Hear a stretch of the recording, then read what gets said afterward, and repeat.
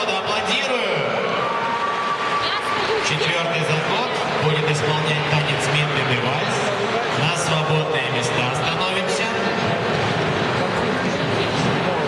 На свободные места.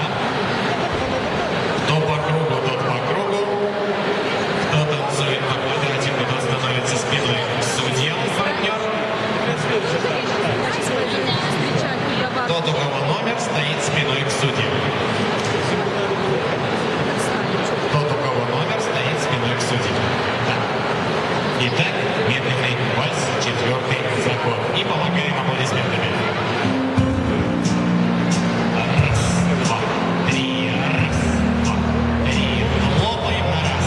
И раз, два, три, раз, два, три, раз, два, три, раз, два, три, раз.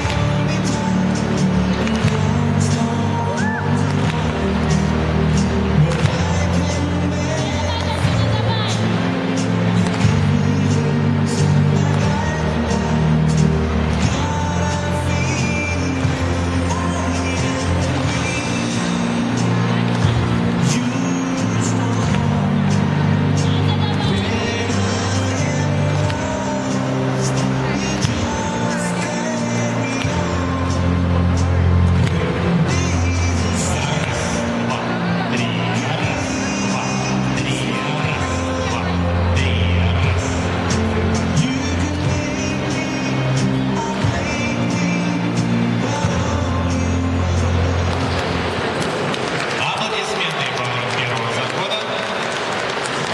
Пока пары готовятся к исполнению танца Ча-Ча-Ча, я напоминаю, что следующими в соревновании вступает группа «Юниоры-1», класс Е6. Группа «Юниоры-1», пожалуйста, подготовьтесь к соревнованиям.